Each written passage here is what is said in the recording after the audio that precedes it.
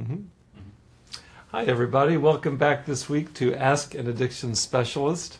I'm Dr. Bob Weathers, and I'm very happy to be with you today. We've been, next slide, and the next slide after that. Thank you. I've got Franz Salvatierra and Austin Armstrong with me here in the studios, co-producers of our regular series. This is, I think, our 5th episode. Really encourage you to go back and access previous episodes where we've covered, among other topics, addiction in the brain. Last week we looked at self-compassion in recovery. Today we'll be looking at practicing gratitude in supporting early recovery. And the overarching theme of our presentations are twofold. One is that we talk about plural recovery, and I want to say a word about that. Is that it's my strong sense clinically and also personally, myself being in recovery from addiction, that it really takes a village to encourage recovery, so that for those of you that are in recovery yourselves, that you might find resources here that would support you. For those of you that are loved ones of individuals in recovery, that you could find information that you'd find helpful in interaction with your loved ones.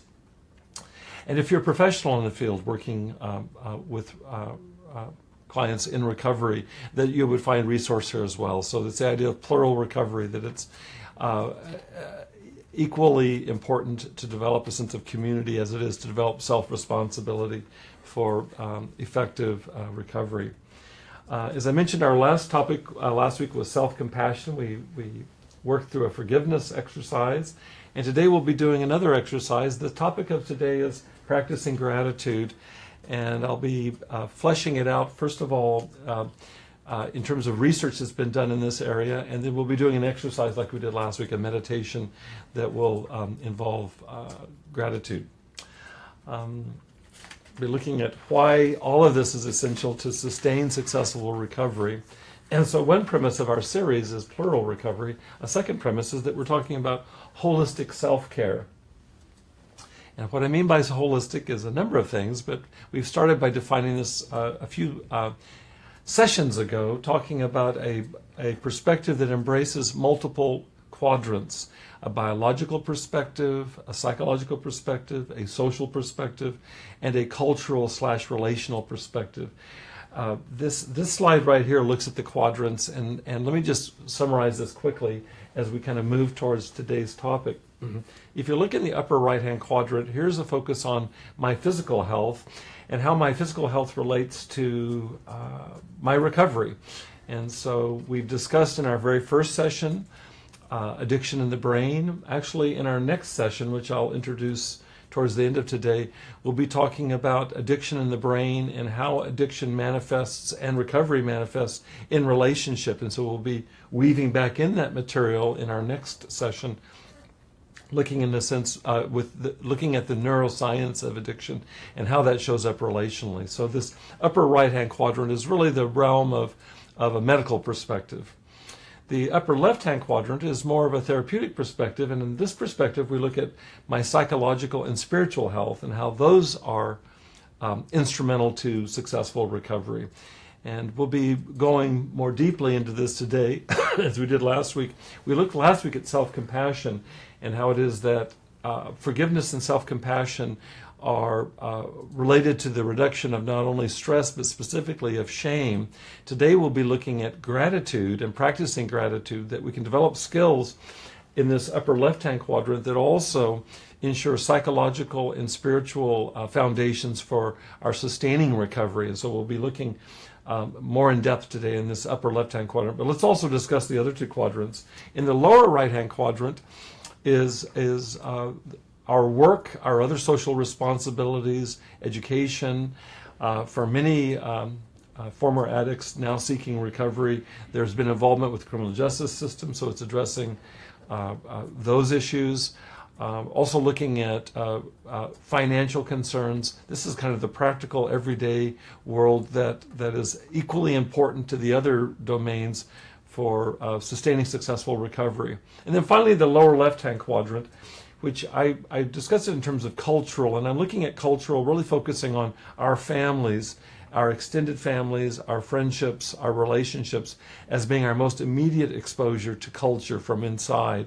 And then you can expand this more widely to society at large. And we will be discussing, even today as we talk about gratitudes, we'll be discussing the importance of recognizing the resources that we have in our core or most central relationships. So the idea of a holistic perspective is that all four of these dimensions are extremely important. And we've been focusing, like I said, the last week or two on the upper left-hand quadrant, next slide, where we look at my psychological and spiritual health. And if we look at the next slide, thank you. Last week we introduced the idea of multiple developmental lines in this upper left-hand quadrant, which focuses on psychological and spiritual issues. We reviewed them the week before, and just quickly you can review this slide here to see that we talk about cognitive intelligence. Most of us are familiar with that by way of IQ and tests that we had in academic settings. There's also been a lot of research in the last 20 to 30 years on emotional intelligence. And we'll be talking about how we can build emotional intelligence by self-reflection and specifically today looking at gratitude as one aspect of our emotional intelligence that's easy to ignore, and we're going to really kind of raise it up into awareness today. There are other dimensions: interpersonal intelligence, sometimes called social intelligence. We discussed psychosexual intelligence, which is looking at our sexual behavior, our values, in the context of their psychological primacy, that evolutionarily our sexual instincts are extremely important to our entire psychological development, and so they deserve their own developmental line. And they're right up next to the next developmental line, which is moral development. And we've discussed before, and we'll continue to discuss this, especially next week when we look at how it is that for an addict who's active in his or her addiction, prior to that addictive behavior, they may have had a very well-developed moral set of guidelines, and almost without fail, moral development takes a hard hit from active addiction, and so that moral behaviors and moral decision-making tend to erode rapidly amidst addiction. And the goal, one of the goals of sobriety is to begin to rebuild the foundations of a healthy morality in relationship to ourselves and to others. And then finally, spiritual intelligence. And today's discussion, in addition to focusing on emotional intelligence, as we look at gratitude, the same with last week when we talked about forgiveness, it gets very hard to differentiate between psychological health and spiritual health, or what is a psychological variable and what is a spiritual variable.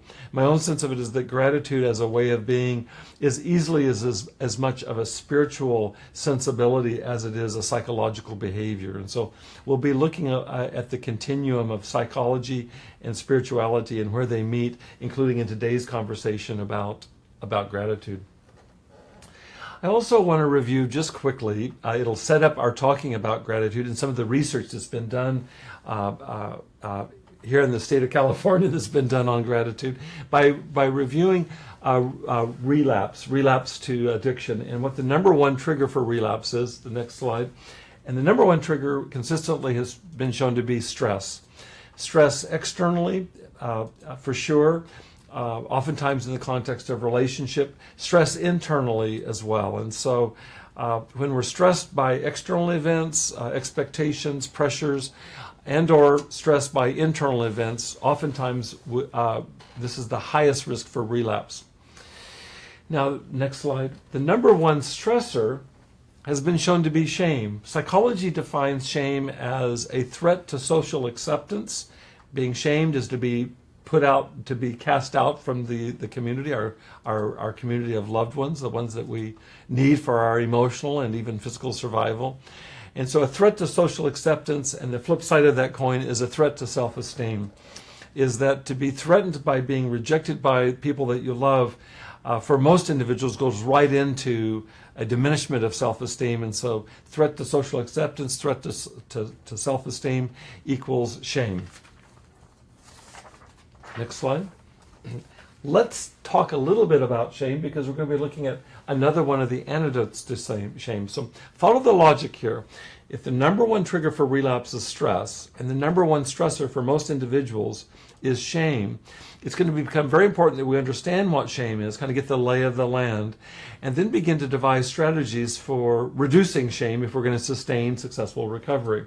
So what is shame? I just met with a group of men this afternoon in our unshaming group. That's what we've defined it as.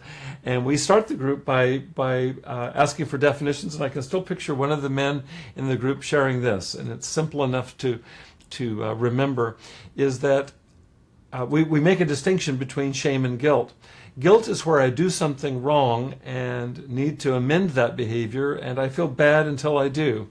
Shame is where I do something wrong, and it's not the behavior that I feel bad about. Primarily, I feel bad about myself. In fact, typically shame ends up with me feeling like there's something wrong or defective with me. And I asked the group, I said, well, why does this distinction make any difference in terms of our conversation about recovery? And several men in the group volunteered answers that if we put them all together, sound somewhat like this, is that shame is guilt is about something, and if it's something outside of me, then I can change that. Whereas shame is about me. It's not about something out there. It's about me. And feeling like there's something broken, fundamentally wrong about me leads very quickly to hopelessness, despair, and a sense of paralysis. And so, in fact, shame is the number one enemy of recovery insofar as the recovery is stalled or paralyzed, even biologically, by the experience of shame. I followed up on this today by asking the group members to describe what is their experience in their being, in their bodies, when they experience shame.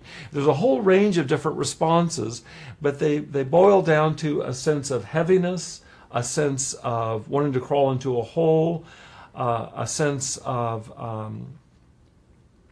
stuckness in a place that many of the respondents in the group today could identify. This feeling is such an awful feeling, such a horrible feeling, that you'll do almost anything to get rid of it, including resort to substance to alter consciousness. And so that's a little bit about shame. It's universal. It's one of the universal emotions. We all know it, and it comes up in different forms and fashions. Oh, I should mention that one of the members of the group today said, when I asked, what does shame feel like? He said, well, it's just shame pisses me off. And I said, that's exactly right. In fact, especially in the context of a men's group, we men especially have been socialized not to experience and certainly not show softer, more vulnerable emotions. And it doesn't get much more vulnerable than feeling like you're a failure.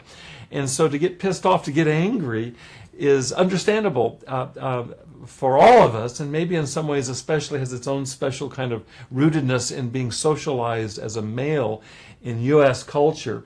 And so oftentimes the first indirect indicator you will get in a man of being ashamed is that he'll be angry. And so to look at what's underneath the anger, and not infrequently what it is a sense of great vulnerability, namely that there's something wrong or defective about me. So it can show up sometimes in cloaks that make it hard to actually see that there's shame underneath that. That begs the next question, the next slide. How do we work with our own shame? Last week we talked about one way of working with it that's directly into it, which is beginning to develop self-compassion. And we actually went through an exercise last week that's intended to build muscles of self-compassion, and you can review that. I encourage you to go to Ask an Addiction Specialist and review our archived videos there. Last week's the latter half of our podcast was spent in doing an exercise that practiced regularly. I can vouch for this personally, and also I can vouch for the research that supports this, that practice regularly, you actually can begin to build up resilience in the face of shame. And so you actually can unshame a shame response by practicing self-compassion exercises like last week's. Well, there's a companion piece, and that brings us up to today, which is another way to work with our own shame is to practice gratitude.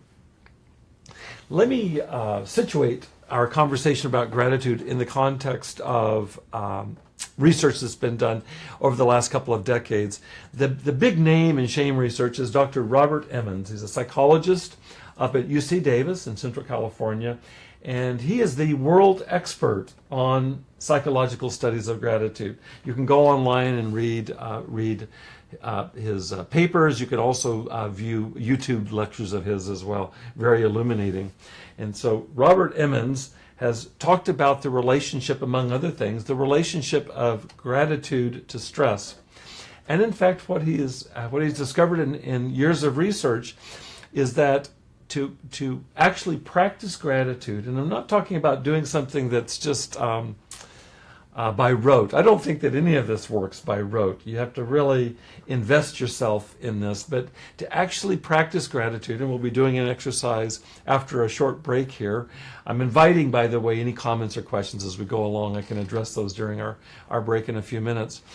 We'll be doing an exercise that will actually concretize how it is that we can practice gratitude.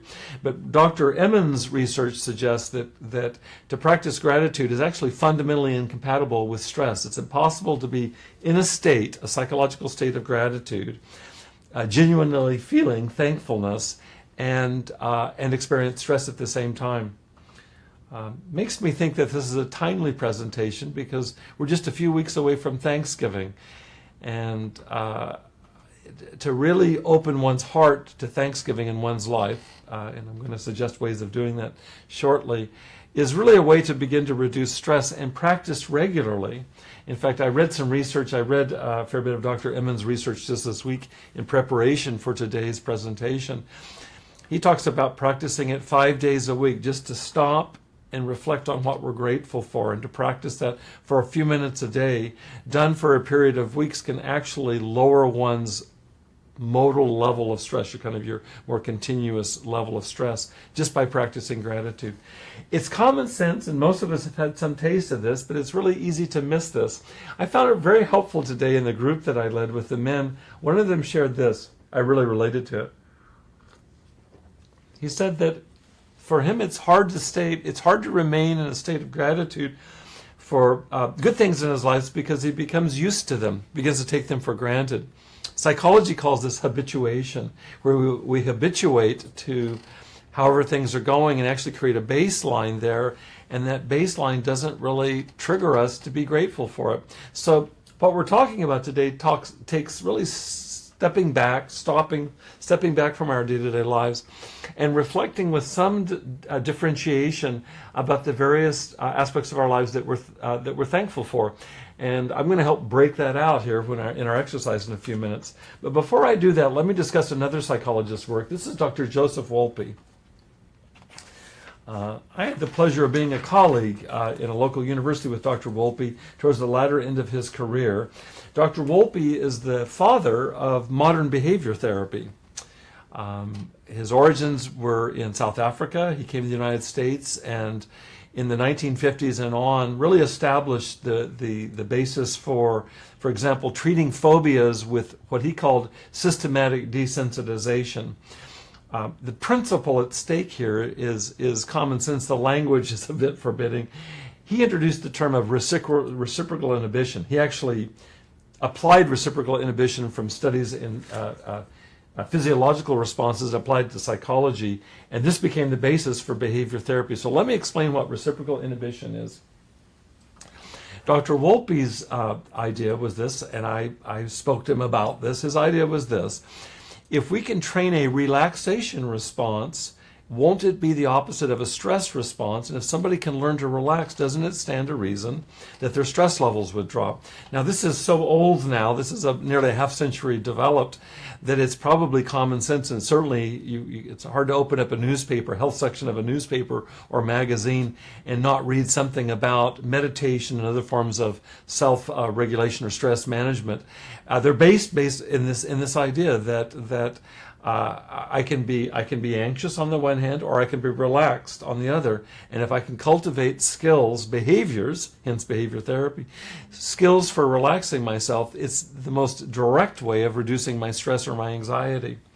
Now, how this might apply to our conversation about gratitude today is the next slide. Just as Dr. Robert Emmons looked at how it is that gratitude is the opposite of stress, I'd like to suggest that it's impossible to be grateful and be in a state of severe shame at the same time. And so I'm drawing on Dr. Wolpe's idea of reciprocal inhibition, is that if I can develop muscles towards gratitude, it's possible that what I'll do is that I'll weaken the reflex that turns me towards shame. So let me talk about that a little bit more, and this is just my own reflections on this in the last a few weeks especially, but also the last few years of practicing gratitude practice as part of my own daily meditation. I'm going to pause for a second, just kind of gather my thoughts.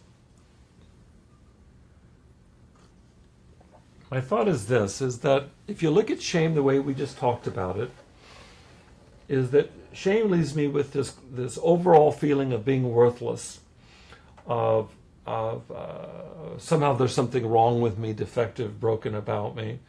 In that state of mind, part of the subjective experience of shame is not only feeling worthless, but also part of what goes with that sense of worthlessness is that I don't deserve good things. And so there's a sense that I go through life not expecting anything to turn out like what I want, not expecting any grace particularly.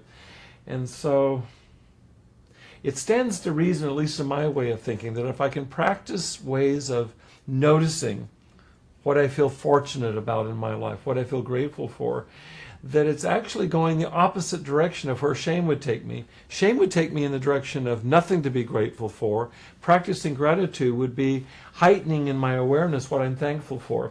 And so in a sense, it's pushing the opposite direction. It's creating a counterforce to the entropy that shame draws me into. So in that spirit then, what we want to introduce today is an exercise on practicing gratitude.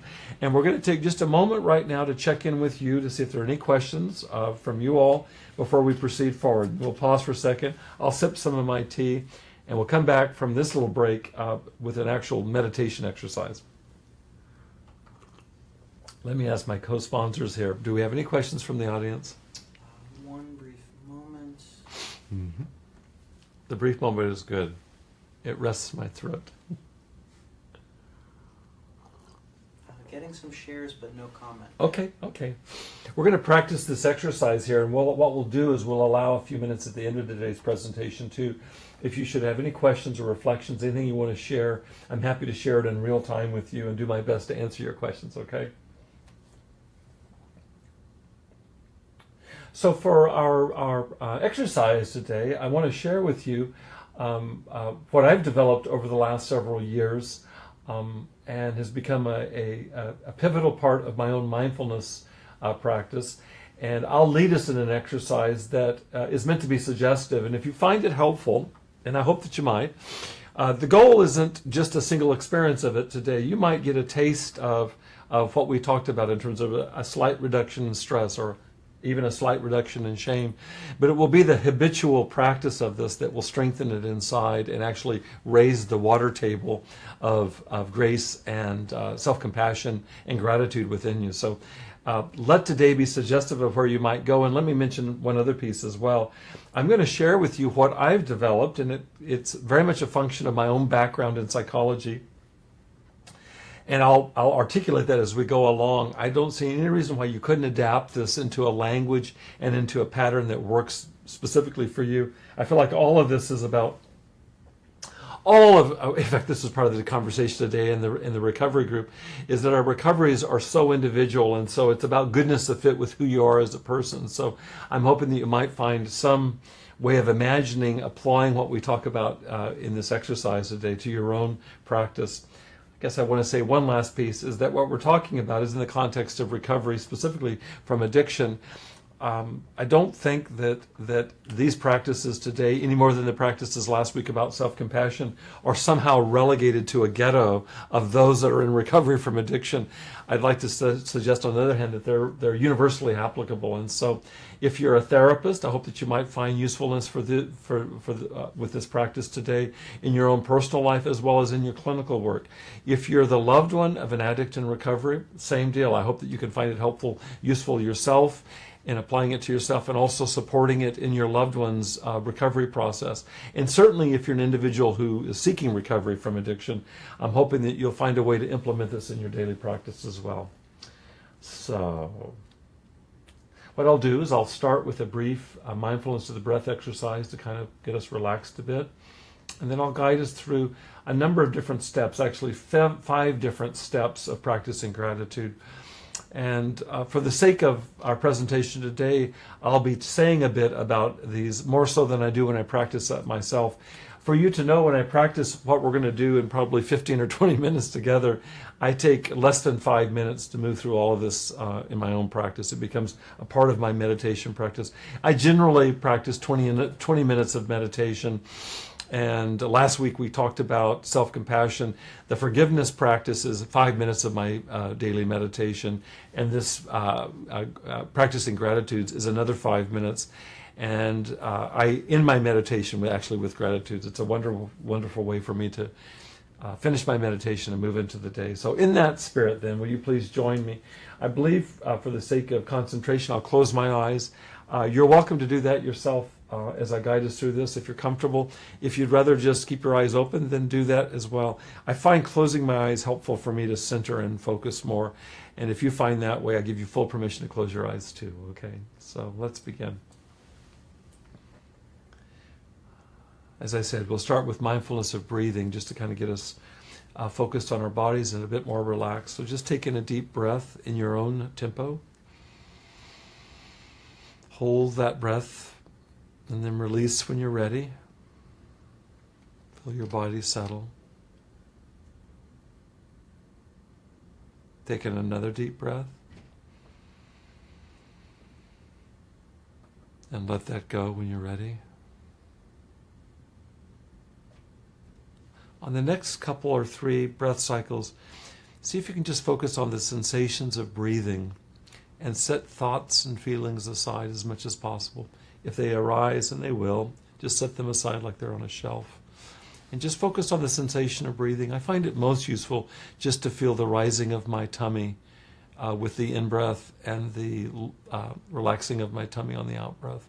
So you can focus there if that's useful to you. So deep in-breath.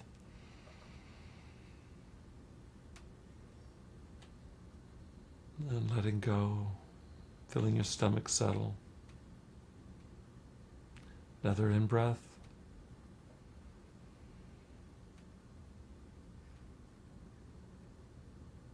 Out-breath. One more breath cycle. Breathing in, holding. Breathing out.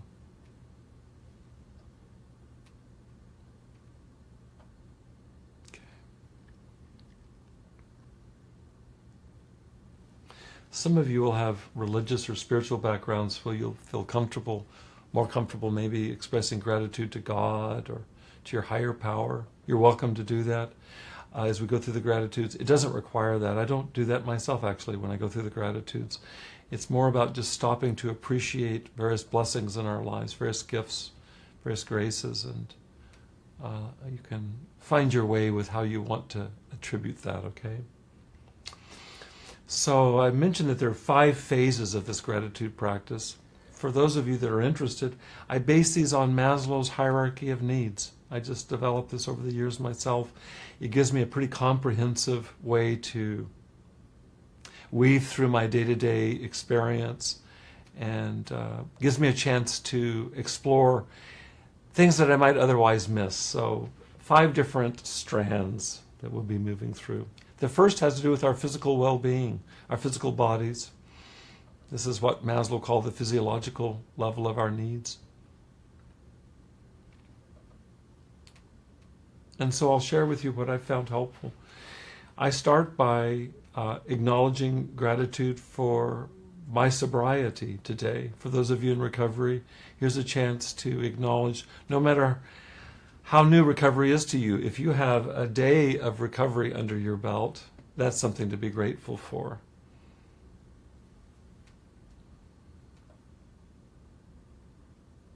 And so to stop and just pause and express gratitude for that.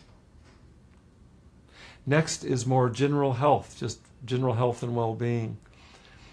I don't know about you, but there's oftentimes a body ache here or getting over an illness there.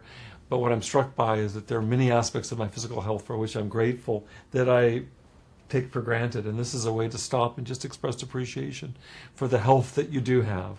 If you find this meaningful, this can be a good place to land for just a moment and express gratitude for physical health. I've recently been ill with bronchitis. It's kind of drug on for longer than I would have anticipated. And as I pull out of those symptoms and begin to feel my physical health return, it's not hard to be grateful. It's harder when it's the norm, when it's the baseline. But when it's not, it's easier to identify it. Next is a gratitude for any kind of physical exercise that you've been able to experience, whether it's going for a walk or working out in a gym. Whatever you do for physical exercise of any kind, your body appreciates that, and it's just a chance to express gratitude for that.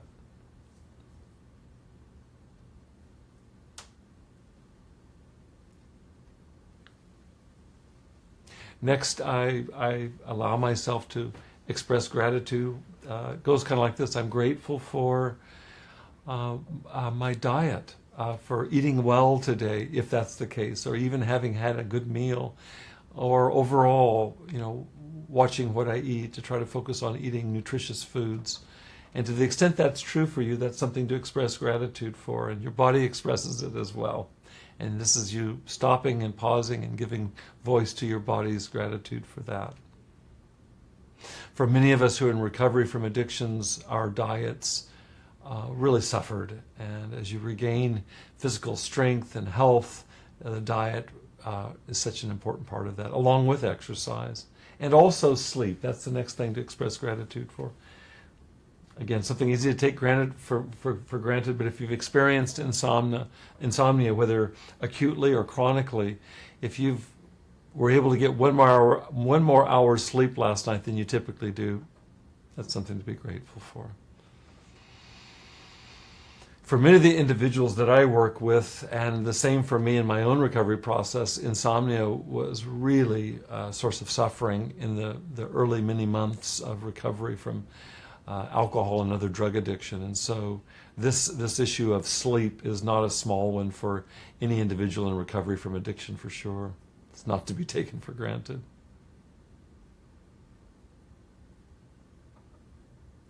And then also I include exercises like this right now. I include gratitude for my mnemonic inside is just self-regulation, things that I can do to manage stress and kind of even out, center my body. I'm so grateful for meditations like this, quiet time, ways that I'm able to pull out of the fray and just be quiet. Really grateful for that. This is what I summarize when I think of gratitude in the physical realm, and there may be other aspects that you want to add yourself, and you're welcome to do that. That's the first strand, the physiological strand of Maslow's hierarchy. The next is what he calls security, and so I want to talk about that in terms of gratitude. In terms of security, I break this out into different domains. I start, first of all, in kind of the physical domain. I literally am grateful for security of having a roof over my head at night. And I stop and pause. I'm grateful for the home in which I live.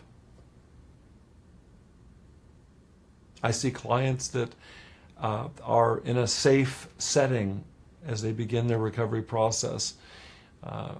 A residential setting, and to be grateful for that, to not be on the streets, to not be exposed to the elements.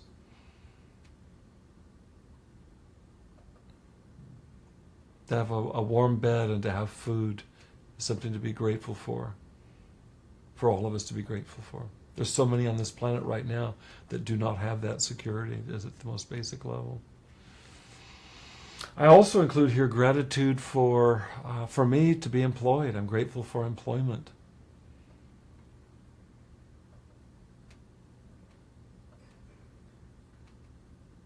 I also include here gratitude for physical belongings, material belongings, because I think that those matter. And so I'm grateful for for those things. I mentioned somewhat tongue-in-cheek recently, I'm grateful for my drums. I'm a lifelong drummer, and I'm really grateful. When I played this Sunday locally at a jazz brunch, I'm really grateful to have such a beautiful set of drums that sound so wonderful. I'm so grateful for that. It's purely a material belonging, but it means a lot to me. I'm really grateful for that. And you may have belongings in your own life like that. But along with physical or material belongings, I also include emotional security. And this would be acknowledging with gratitude any relationships that I have right now in which I feel consistent support, people in my life, loved ones that I can rely on. And this could be even one person, or maybe a handful of people. And just to pause and express gratitude for being able to rely or count on them. For those of us who are in recovery, especially those who are early in recovery, this is oftentimes a very challenged proposition. Many of us early in recovery have burnt so many bridges relationally that it's very hard sometimes to find anybody who really is in our corner. Sometimes it can be a therapist. Sometimes it can be a family member who hasn't yet given up on us. But it's really to acknowledge with gratitude what a gift, how important that is to us.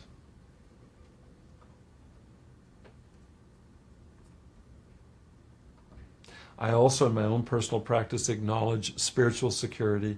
And you can find your own language for this if it's a meaningful category for you. It is for me.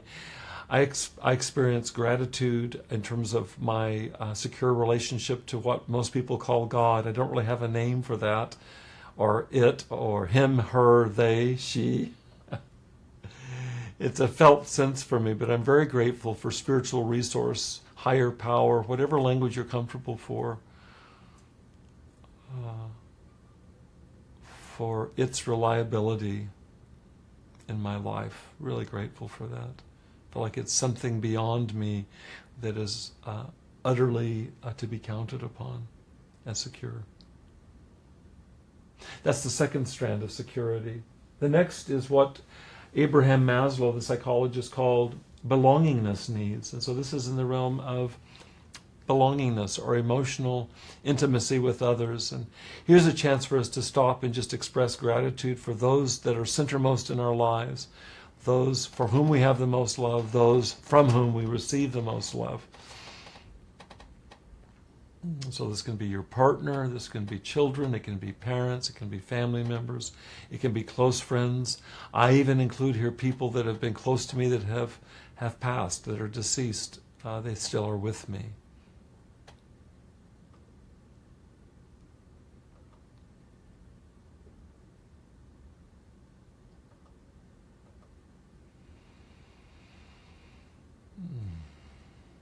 Years ago, I was in supervision with Bonnie Badenoch, a therapist here locally who's now up in the Northwest, who's done so much work around mindfulness and tying it into changing our brains so that we can experience improvement in our lives. And I love Bonnie, and I brought to Bonnie years and years, actually decades of mindfulness practice myself, but I told her, I said, oftentimes I feel so lonely in my meditations. And she was the one that introduced, Bob, just bring in the people that you love into your meditation. And so this piece, belongingness and expressing gratitude for those that I love so dearly, is really a way to people my meditation. I no longer feel disconnected or lonely in my quiet time. I feel like I'm surrounded by those that mean the most to me, and I draw them to mind.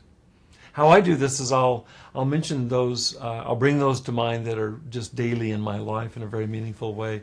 And then I'll also review the last day or the last couple of days, if it's been that long, of people that have been important to me that I may see sporadically, but just somebody who touched me. It really helps me to stop and to express appreciation for loving interactions, kind interactions that I experience.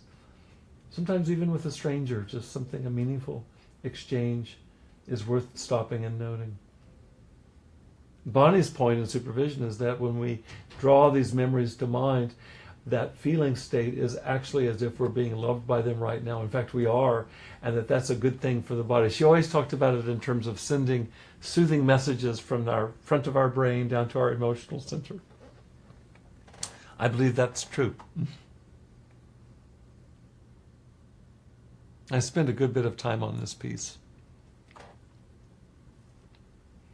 So if that was gratitude for our intimate relationships, the love in our lives, the belongingness, the fourth strand has to do with what Maslow called self-esteem needs. And I tie this into the research of Albert Bandura up at Stanford University, who studied for much of his career what goes into building self-esteem. And he came up with the term, based on a lot of his research, self-efficacy is what builds self-esteem.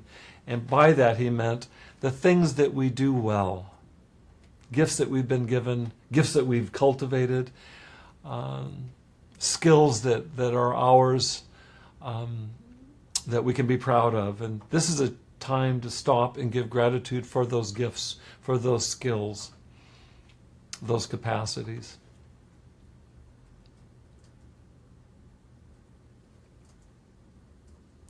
To individuals I work with who are in recovery from addiction, it's a chance to stop and reflect with pride about steps being taken to change our lives for the better. In today's group, one individual mentioned that his work directly relates to his reestablishing family relationships that have been broken for years, and it's a huge incentive for him to cultivate his recovery and to sustain it, and it feels good to him to stop and reflect on that itself, to be proud of the recovery that he's been able to build so far. That itself becomes further motivation to continue on because it feels so doggone good to him. And there were several others in the group that shared their own versions of it. For the sake of realizing the dreams or the potential of our lives, to build these skills in solid, committed recovery is a huge grace. And this is a chance to stop and reflect on that. I feel grateful to be here right today, to be able to bring my own recovery to our podcast, my own background in psychology, my own personal allegiance to meditation, all of my creativity to bear on this conversation. It feels really good to me. This becomes part of what builds Bob Weather's self-esteem. And I'd like you to reflect on the same for yourself.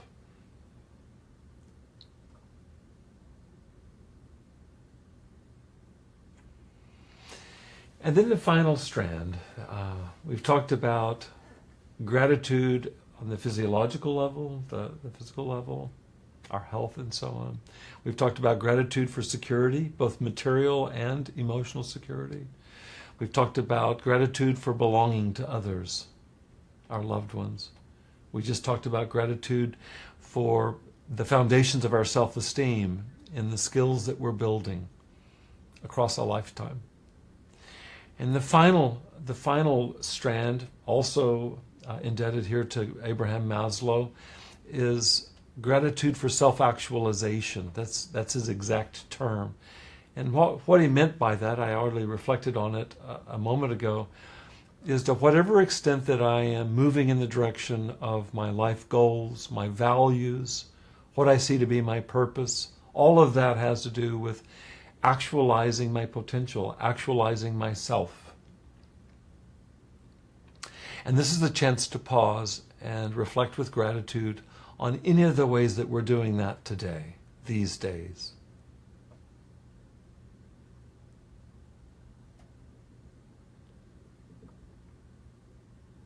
For me, this is kind of the cherry on the top of the sundae. And it also oftentimes will draw on the previous gratitudes. Things that I'm doing to take care of my body. An example is today after our podcast, I intend to go home and work out. I'm grateful for that. And it feels like that my physical health, as I'm rebuilding it after a recent illness, is so instrumental to all the other dimensions of my life. So I'm grateful for that. And it's very much part of my self-actualizing is to take care of my body. Things I've done today to connect to others in a meaningful, loving, caring, giving way. That feels really good to me. I just came from the group of men that I meet with every Wednesday afternoon, our unshaming group, and got a chance to express to a couple of the men there that hadn't been there for a while. One of them hadn't been there for a while. How grateful I was to see him. And I know it meant something to him, and I know it meant something to me because my eyes teared up. It's genuine. And it's like feeling so grateful to be able to extend care that way to others and to receive love from others as well. That's instrumental to my self-actualization. And then I also think about what we're doing right now.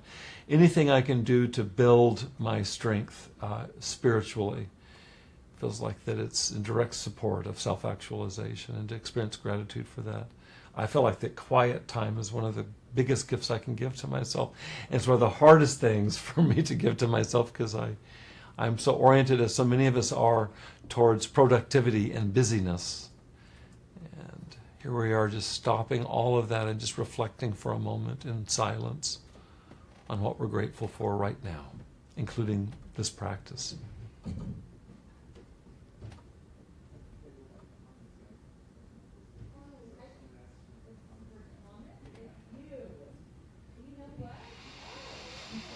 Now, for me, this is where I begin to move. I kind of wind down from my day's meditation. I include a prayer here. I think I want to leave this to you. I include a prayer to God here that expresses gratitude for the entire world, as well as gratitude for my experience of companionship through the day by something greater than myself, as well as gratitude for that which moves through me, which I feel like is again a power greater than myself. I'd rather not be prescriptive here. I'd rather be evocative and invite you to come up with what makes sense to you, what feels right to you. If you come from a faith tradition that has a way of expressing thanksgiving to the divine in your faith tradition, then utilize that. If you have a secular means of expressing gratitude and kind of winding that down, that's applicable here for sure. This doesn't require a belief system. It just requires an openness to reflecting on the graces that we've experienced and pausing for a few moments a day to acknowledge them. At this point, you're welcome to open your eyes if they were closed. I'll open my eyes. I'll wind down by just a couple of reflections back on what we were talking about. I don't know for you, but I can say this for me. I'm here online with you right now, but having engaged in the first opening exercise of meditation on the breath and then moving through this, I'm pretty doggone calm.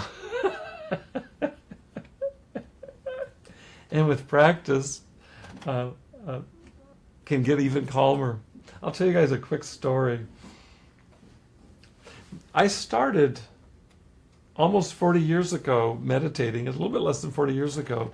And it came to me, a couple of things came to me. I used to go to the YMCA in graduate school that was local, and I'd swim every morning. I think I swam a half mile every morning. I can't remember. It's been so long since my shoulders have allowed me to do freestyle, but I remember it started there. There was something about the rhythm of swimming. There's not much going on for a good half hour or longer. It began to feel very calming to me. I began to experience benefit of the regular exercise, specifically swimming. Later this was manifested in running. I ran for years and years, would run 3 miles every morning, very much the same way, would experience just this profound calm. And so there was kind of a athletic introduction to meditation for me. And I've remembered it just in recent weeks that there was an advanced graduate student in the psychology program who asked for a volunteer, and I volunteered for it, for somebody who wanted to learn biofeedback. And he was doing research on biofeedback. Well, I volunteered, and so I'd go there once a week, and Bill would hook me up to these electrodes. It's not as scary as it sounds. They just basically monitored my skin response, perspiration, galvanic skin response is what they call it. And these electrodes were so sensitive that stress of any kind will manifest as increased sweat, including in our fingertips. And he taught me via biofeedback, there's like a tone, and you can begin to lower that tone. He taught me how to lower my stress level. It's subtle, but it's quite learnable. And I don't remember the timing exactly. That was in my first year of graduate school, which was 1979, which is we're getting close to 40 years ago. But it was within the next summer that I began reading about meditation and actually put down the books and began meditating. Well, I don't know what led me to this, but in the last week, I ordered a little biofeedback kit through Amazon. And it's the same thing that Bill did with me 40 years ago. 2 little electrodes, I put them on my fingers. A little tone. Now it runs through a smartphone. In those days, it was this contraption on his desk. Same principle. And I want to say this because I was struck by it, is that there's a certain baseline that you start off with as soon as you put your fingers on. The idea is to lower that. Well, if you were to put those on my fingertips right now, and this is kind of what happened this weekend when I tried it for the first time, my baseline stress level is so low that it's almost at the beginning of what this thing can pick up on. So I was, believe it or not, kind of disappointed. I did experiment with it because you can introduce a stressful thought and it will rise instantly. It's pretty amazing, you guys. But I think we just did an exercise. If we were all hooked up to these 2 little electrodes and were to be monitoring stress levels right now, I'd hope to think that there was at least a mild reduction in stress level for all of us. And whether there was or not in this single exercise, I can guarantee, based on now decades of research coming out of studies, for example, at the University of Wisconsin with Richard Davidson, or at Harvard University with John Kabat-Zinn, or even here locally at UCLA with a mindful awareness research project being headed up by Dr. Daniel Siegel. There's so much research to indicate that we can build muscles, and what's crazy about it is we can build them quickly by practicing meditation. The latest research I read is that to practice even 6 20-minute mindfulness meditation sessions will manifest as a lowering of stress level, the average stress level. And it gets even crazier. There's actually recognizable thickening in the frontal cortex from that few meditation sessions as you begin to change brain structure. I'm talking about 6 meditation sessions. The conventional wisdom used to be 6 weeks. Now it's down to 6 sessions. And so that's pretty compelling evidence to suggest that practicing that what we've practiced even a number of times can be helpful. I'd like to challenge all of us to practice this in the way that Robert Emmons, the gratitude expert, recommends, is just 5 times this week, 5 days this week, 5 out of the next 7 days, to pause and take just a few minutes to express gratitude. I've suggested a cartography where you can break down various things to focus on in terms of gratitude. To practice that for just 5 times this week and see how you are at the end of the week in terms of your stress level, and I even might say your shame level. So that's practicing gratitude for today in support of recovery. I'm going to give you a preview of where we're going next week, but let me first check in real quickly with Franz and Austin. Are there any questions from the audience? Any comments? No. We're all in just perfect unremediated bliss, and so there's nothing that could possibly evoke a question right now. I want to invite you to review this video today and the previous videos on Ask an Addiction Specialist. It's available through Facebook. You can go directly there. Is that correct, Austin? Am I giving them the right address? Okay. Facebook.com/groups/Ask an Addiction Specialist. I can't possibly recite that. I hope that you heard that. Okay. I'm not good at what you just did. Can you say it one more time a little bit more loudly? Facebook.com/groups/Ask an Addiction Specialist. Okay, thank you for all of the forward slashes. So we now have an archive of these, and I encourage you to review them. I'm going to make an attempt in our videos as we develop these to always include an experiential domain, which is all the more reason to review them because it can help. You can use these to kind of talk you through the exercise. Next week, we have on schedule looking at addiction in the context of relationships. and also looking at recovery in the context of relationships. As I mentioned earlier, I'll be drawing on research from brain science in terms of what happens, including in early recovery, that has direct impact on our relationships, particularly with loved ones. For example, we'll be talking about introducing post-acute withdrawal syndrome. The acronym is PAWS, P-A-W-S. We'll be talking about PAWS in the context of relationships and what can be done to begin to repair the ruptures that are inevitable in our relationships in and around addiction as we move into recovery. So we'll be looking at that next week. Final slide. I want to thank all of you for joining us today. I want to mention that you can go to the website here for drbobweathers.com. In addition to Ask an Addiction Specialist, I'm posting our presentations there as well. I also post them on my personal Facebook pages, Dr. Bob Weathers. I think it's Robert Weathers right now, and we're in the process of switching it over to Dr. Bob Weathers to Facebook. You can find it on Facebook, and I just cross-link to Ask an Addiction Specialist, so all roads lead to Rome. They'll all end up landing you at Ask an Addiction Specialist. I mentioned my own website there because there are resources in addition to these videos. There's another podcast I do weekly that also is very complementary with what we're doing. And plus there are almost daily blog posts that I publish on Facebook, but they're also published on the website. And the website is really meant as a conduit or clearinghouse for information on addiction and recovery. I'm very much committed to addressing, particularly, and you'll see it implied in the last 2 weeks, for example, very much committed to addressing unshaming, the reduction of shame as instrumental to successful recovery. So a lot of my work is addressing shame and stigma in addiction and post-addiction in recovery. And so there's a lot of resources on my site in that domain. I also have a book coming out, be completing the book of this December. I'll be announcing that, including here on Ask an Addiction Specialist.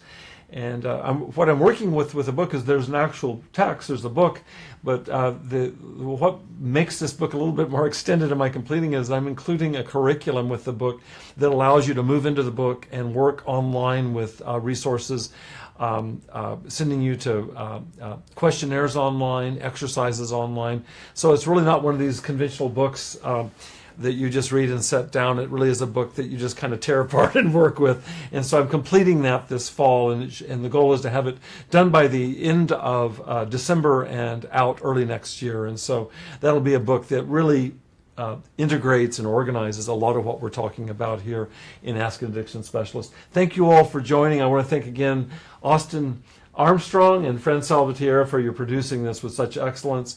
Bring your questions to the site. You're welcome to ask questions. Austin or Franz will direct me and I'll respond to you this week.